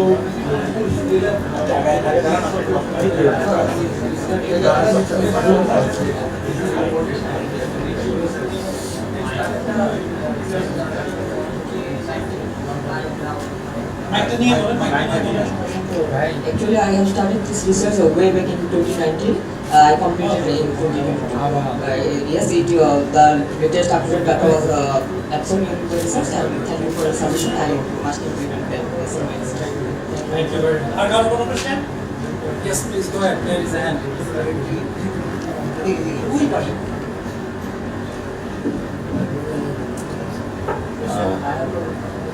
My question is to I have a question regarding paper number 4.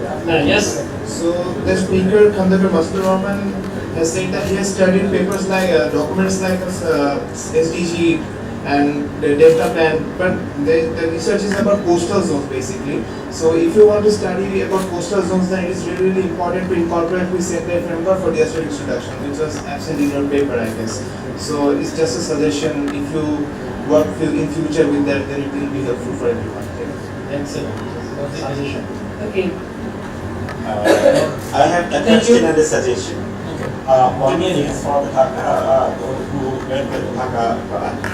I found that the earthquake vulnerability is the most alarming part of the Dhaka vulnerability situation. So that has not been properly covered as said, because the vulnerability map has already been prepared, and it can, if you underlay the vulnerability map, that it will immediately reveal which area is most vulnerable and which one is not, and that will actually give the correct picture of the Dhaka vulnerability. Other vulnerabilities are less important compared to that as a figure. That's Thank you for your suggestion. Okay. Regarding the coastal part, you actually presented that regarding the coastal part. I had my master's in enunciated the research was that in the National Center for Regional Development, and we had a combination of the coastal cyclone vulnerability at the same time the development of the area. So I developed from BUET, I developed the information system, combined information system. And that's why I have some idea of the coastal area, exact idea of the coastal area. So back in 1995.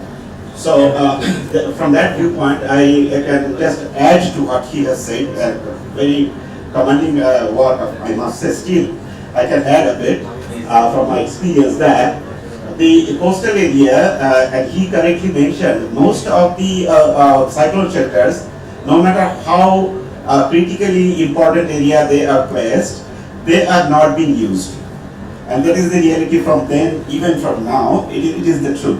And we found that if the schools or the community structures within the community can be transformed into a number of them maybe say 2-story number of buildings, then they are comfortable to go to that place because immediately they can go down to their house and see the cattle how they are.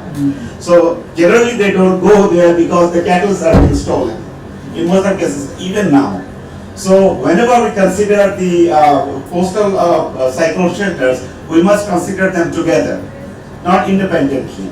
And at the same time, when I was working as just 2 minutes more, in Khulna coastal area, I was the city urban planner in planning the Mongla area for 93,000 acres, and we found that the coastal area also had the low height, as we all know. So there we found a solution for them that the building, the schools or whatsoever, if that is included with the playground, if it is raised, instead of raising on stilts, it gives a better solution, and we have suggested that in our plan also. The whole area should be raised. The land itself should be raised instead of making the building on stilts. Because in that case, you will have direct advantage because you cannot drop your food even. Because all is inundated. So where do you drop your food? Where they will gather to collect the food. So these are the problems. So that can be addition to what he has said. Thank you. Thank you very much. Sure, okay. আমার পেপারটা দেখে question 30 seconds. আমরা এই স্টাডিটা করার জন্য total 28টা policy review করেছি। এর মধ্যে কোস্টাল রিকে যতগুলো পাওয়া গেছে সবগুলো ইনকর্পোরেট আছে। কিন্তু এই পেপারটাকে কনসাইজ করার জন্য শুধু 5টা মেনশন করেছি। আমি যে পলিসি ম্যাট্রিক্স দেখাইছিলাম যেটা ভালো দেখা যায়নি, ওইখানে প্রত্যেকটা জিনিস প্রত্যেকটা লাইন রেফারেন্স সহ পাওয়া যায়। Thank you very much, everyone. Particularly, I like to add in that way, it's a presentation, but definitely there's scope for engagement, no doubt of it. There's a numbers of updated policy, plans, strategies over there that can be incorporated, but it's a you did well done. Thank you very much, everyone. So, ladies and gentlemen, please. Question ছিল যেটা যে আমার ম্যাপের population density map সেটা আমি তো আমি সেটা হচ্ছে আমি মাত্র চেক করলাম, সেটা হচ্ছে based on not the number of population but based on the total share of the population. Like for example উত্তরাতে 1989 সালে উত্তরাতে ঢাকা শহর টোটাল পপুলেশনের 40% উত্তরা এরিয়াতে থাকতো, যেটা এখন থাকে হলো 7.8%. It's not based on density. It's not density. I should have included. Thank you very much. So now, please. I think this is wonderful. I was listening on the other group. My friend asked question about the up with vulnerabilities. See, we had a fault very near to our Ugandaria area, and the other is the Gauti fault. So Gauti fault is warning us, and I don't know how quickly the other fault will sink their ears. You see the Shakari Porti, let's take as a concrete example. We have visited many more times. Shakari Porti is more vulnerable. It is, the Shakari was settled during the poor time. Early poor time, this is not important it is. You know, what happened, you see, if you go to the main road and see their elongation to the building blocks goes far beyond the boundary. So and they have inheritance problem because their forefathers inherited, they not handed documentation. So one that way we have seen that despite the Raju's warning and then the vulnerability problem, you know, but they are at night adding structures on it. They don't listen to anybody. So our people, they don't listen to anybody. There are experts warning, you know. So I don't know, the old part of the city, what would happen. We have seen the fire hazards, but in case it is mess, and if it becomes the Chicago fire, 1871, then what would happen? It will blaze for about a month, and there will no vehicle would be allowed to enter into the area. It will start burning, whole part of the city will burn. So therefore we must be careful about that. Exactly. No, thank you very much. That's the point. Is that exactly. Yes. Now I like to request to add, particularly Professor Kambujawan. You add his comments, please.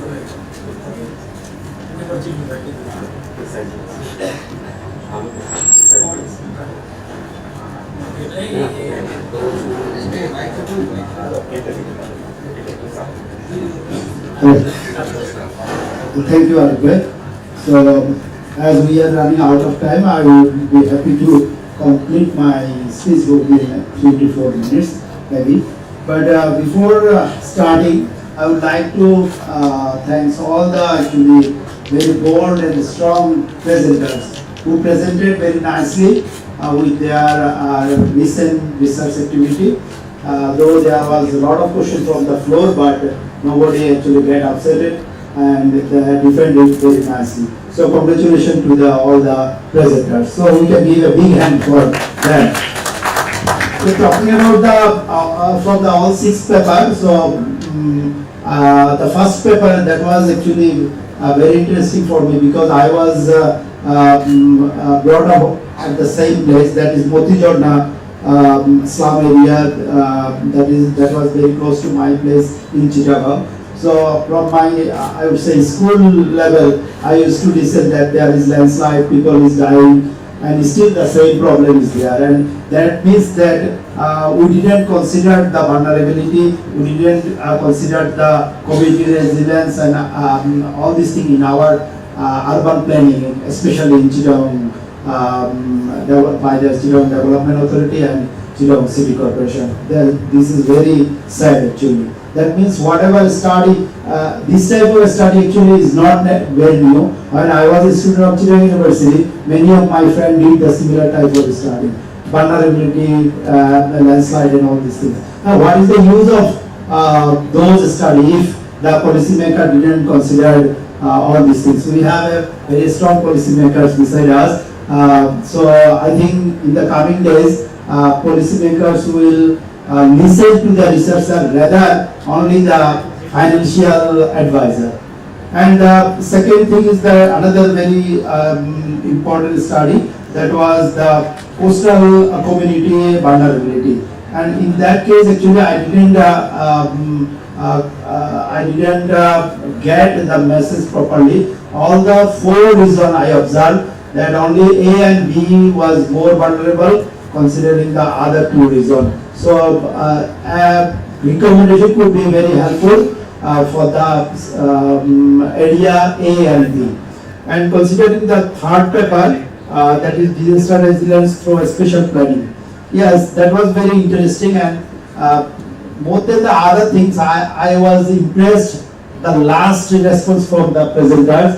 He came back to us and he clarified the data source and data description, that those was the population, not the population density data, rather it was a proportional representation. So I appreciate these things.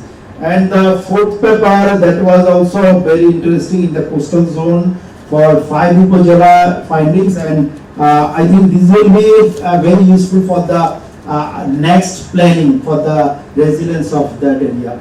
And finally, the cyclone center paper by the Pushpikul Rahman, that was also very interesting. Many cyclone centers actually are not located in a proper location in Bangladesh. So that discussion also very important. In many cases, many cyclone centers again, those are not being used properly as well.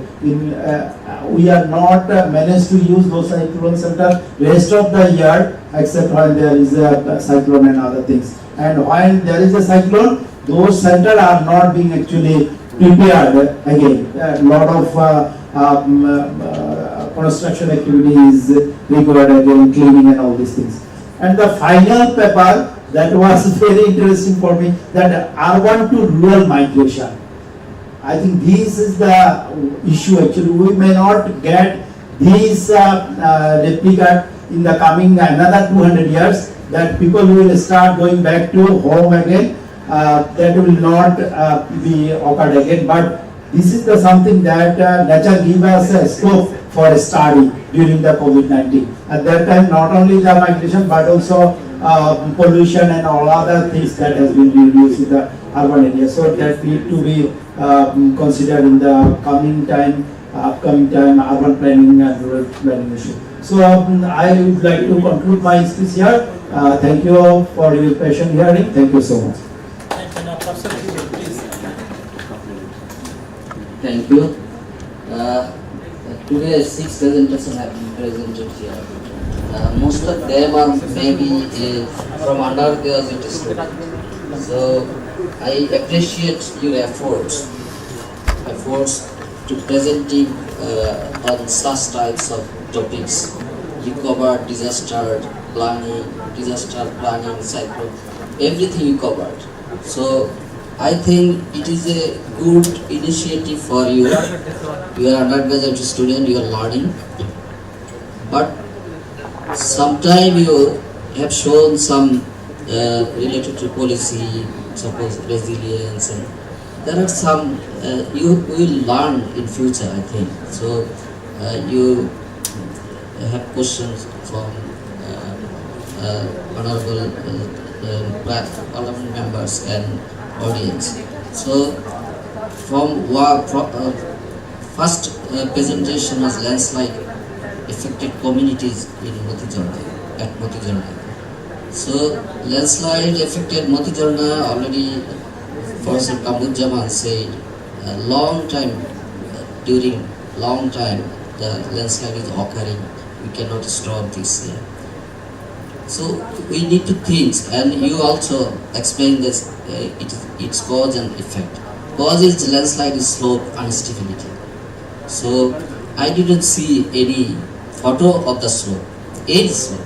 So if you want to read this, the audience, suppose honorable parliament member said, what is your photo? If you survey anything or if you go anywhere, please take one photo of that area. Standing you, that is your proof. Okay. So most of the presentation I didn't see the relevant things. This Motijarna area, I have been there. And this is mainly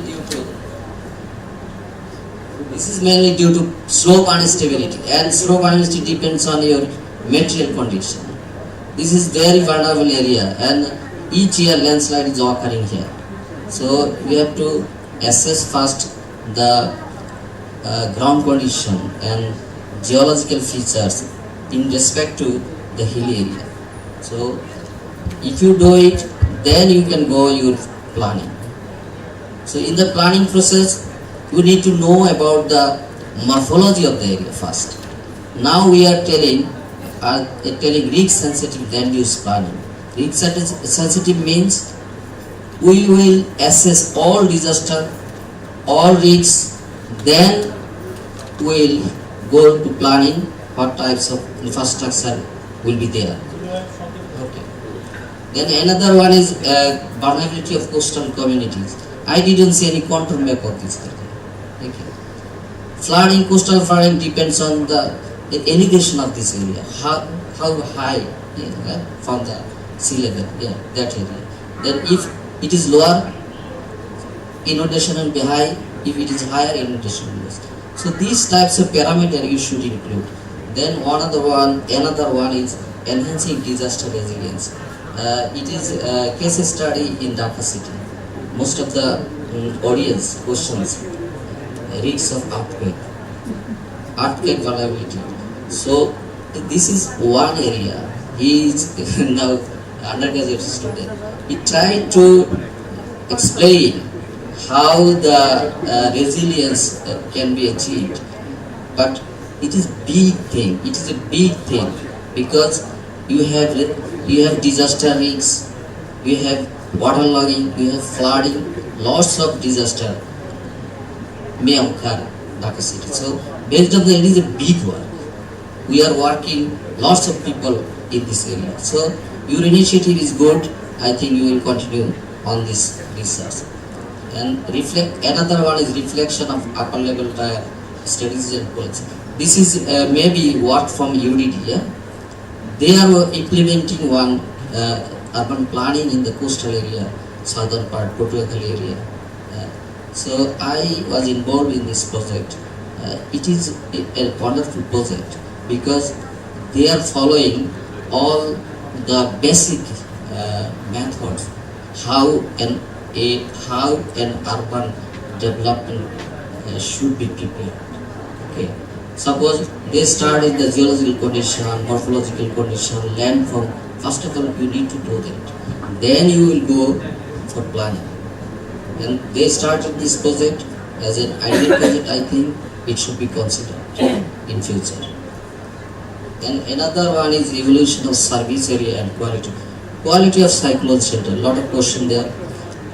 I have been visited several cyclone shelter. Yeah, if you can use this cyclone shelter as schools or other purposes for the community, the maintenance will be good. Otherwise, it is abandoned during cyclone. People don't want to go there. So based on the necessity, yeah, coastal people, where you need the cycle shelter, you will construct the cycle shelter there. But you should ensure the uses after the disaster. You should ensure the uses of the cycle shelter. If you can do it, maybe cycle shelter maintenance will be good. So we need to think about the maintenance also. Okay. Then another one is effect of COVID. Yeah, during COVID, lots of people lost their jobs and migrate to the rural area, and after COVID they moved. It means that our rural economy is still need to develop. We need to develop our rural economy. During COVID, they lost their job, they went to the rural area. So if we strengthen our rural economy, they would not come again. They can survive there. So this is also a good findings, I think. All presenters are good. I appreciate it. I think I will continue your effort, and you are learners. So thank you very much for your presentation. No, first of all, I apologize. It's only 1:38. So people who have missed their lunches, my apology to them, because I initially asked you to stay until 1:30. But I'm glad that I see most of the people are here. When we were here at the beginning, half of the room was empty. So that's all good. Before I how much time do I have? 5 minutes? 6 minutes? Alright. So, প্রথমে আমি বাংলায় বলি। Research paper যখন present করা হয় তখন what I look for যে রিসার্চটা করছে, if he or she understands the purpose of the research, and যখন প্রেজেন্ট করছে যেখানে প্রেজেন্টেশন অডিয়েন্সটাকে বোঝে কিনা, এবং টেকনিক্যাল কিছু বিষয় এখানে খেয়াল করে, যেটা আরিফ ভাই বলেছে যে প্রেজেন্টেশন করার সময় একটা স্ট্র্যাটেজি আছে। প্রেজেন্টেশন করার সময় স্লাইডে কি থাকবে, সেটা প্রশ্নের সাথে কথার সাথে কতটা সংগতিপূর্ণ হবে, সেটা সম্পর্কে উনি বলেছেন। আমার যে রিসার্চে যারা ছিলেন তাদের আমি প্রশ্ন জিজ্ঞাসা করেছি, I hope you didn't mind, because critical question is also important. আমি মনে করি যে আমি ক্রিটিক্যালি প্রশ্ন জিজ্ঞাসা করা researchers were much more engaging, and the interest of the crowd was much more, because that's what's important. Interactive process is very important. এবং আমি জাস্ট দু কথায় সামারাইজ করবো যে মোস্ট অফ দ্য রিসার্চের ক্ষেত্রে আমার ক্ষেত্রে, and I'm going to criticize openly, সেটা হচ্ছে most of the researches were done based on secondary data.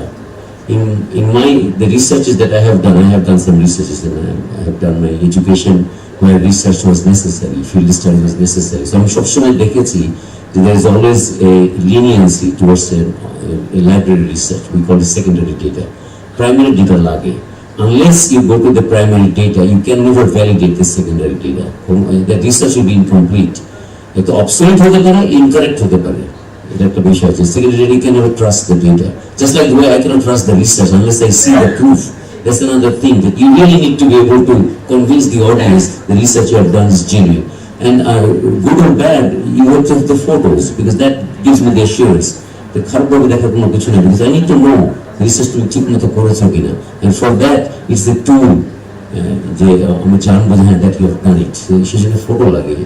Don't, I hope I didn't offend any of you. I appreciate the undergrad team who have done the research.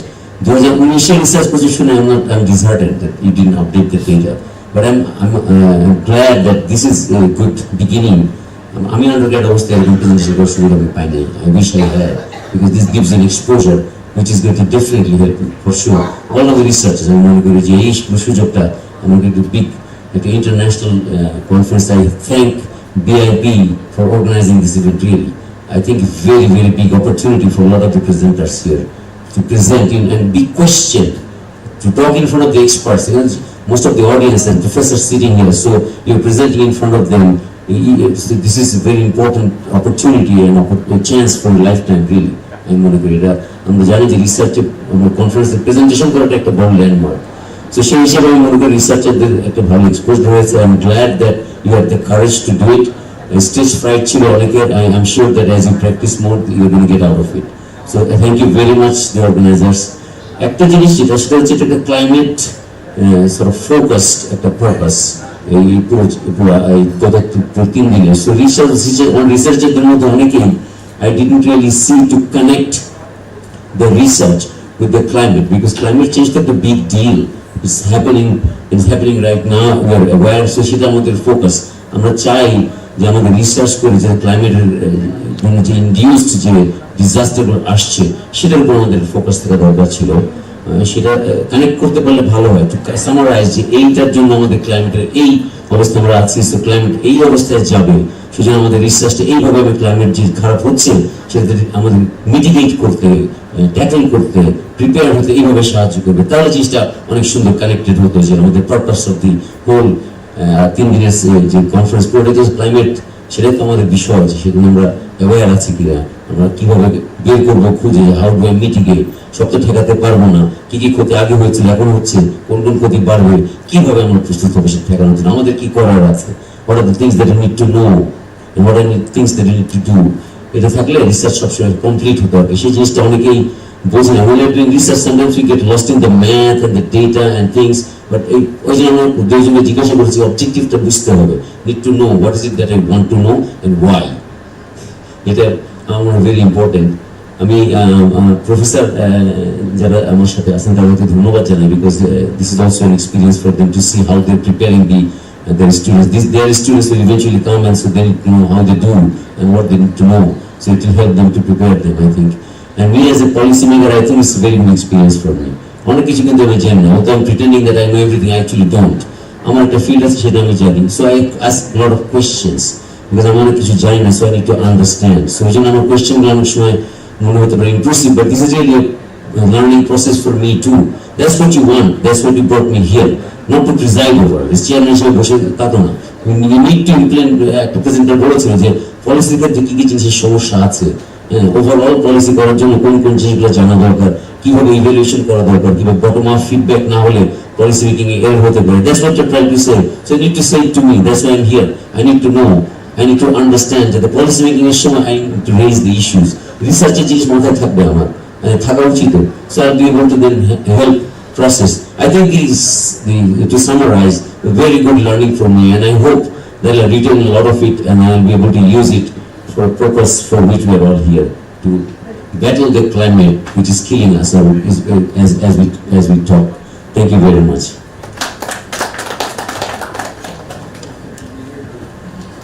Thank you. I'd like to get the opportunity to say something. Actually, এই সেশনটা আমাদের সাথে UNDP ছিল, ইউএনডিপির সাথে BAP রেভিউ আছে একটা, আমরা collaborative এফোর্টে কাজ করি। Thanks a lot UNDP and Arif Abdullah Bhai, program specialist of UNDP, and especially thanks Rana Mohammad Sohail Bhai, member of parliament. Actually খুব শর্ট নোটিসে উনি আমার ইনভাইটেশন অ্যাকসেপ্ট করেছে, and আমি জানি উনি ইউএসএ থেকে এনার্জির উপরে অনেক কাজ করেছেন, পড়াশোনা করেছেন, বাট উনি as well as উনি ক্লাইমেট পার্লামেন্ট বাংলাদেশের member, one of the important member. So ক্লাইমেটের উপর অনেক বেশি, এই কারণে আমি খুবই ওনাকে কৃতজ্ঞতা জানাচ্ছি বিএপির পক্ষ থেকে। উনি আমার শর্ট নোটিসে এসেছেন। আমাদের ঢাকা বিশ্ববিদ্যালয়ের প্রফেসর মাকসুদ কালাম ভাই, উনিও ছিলেন আজকে আমাদের ইম্পর্টেন্ট এখানে আরেকজন ডিসকাসেন্ট। ওনারাও একাডেমিক কাউন্সিল মিটিং এখানে আসতে পারেন। আমি গ্র্যাজুয়েট জিল্লুর রহমান ভাই, কালকে রাতে ওনাকে বলার পরে উনি আজকে এসেছেন, এবং কামরুজ্জামান ভাই, আমরা একসাথে কাজ করি। উনি পরিবেশবিদ, স্ট্যানফোর্ড ইউনিভার্সিটি এনভায়রনমেন্টাল সায়েন্সের ডিন, এবং আমরা বিএপিতে একসাথে ওনার সাথে কাজ করি। Especially thanks to all the guests and discussant, and as well to regards to Arif Abdullah by UNDP, we'll work together in the long run. But উনি রিজনাল হেড হিসাবে UNDP তে ব্যাংককে চলে যাচ্ছে। আশা করি কিছুদিন না পেলেও আমরা আশা করি ভবিষ্যতে আমরা একসাথে কাজ করব। Especially thanks to the lovely audience for অনেকক্ষণ ধরে আছেন। আমরা এখন ওয়েসিসে আমাদের লাঞ্চের এবং আমরা আমাদের পরিকল্পনা প্রতিনিধি মহোদয় 2-10 মিনিটের মধ্যে পদ্মাতে আমাদের নেক্সট প্ল্যানারি সেশন, তখন প্যারালাল সেশন না, এসে যাবেন। আপনারা একটু কুইক লাঞ্চ করে আমরা প্ল্যানারি সেশনে জয়েন করব। Please stay with us. Thank you very much, and the token appreciation from BIP to all the guests, please accept.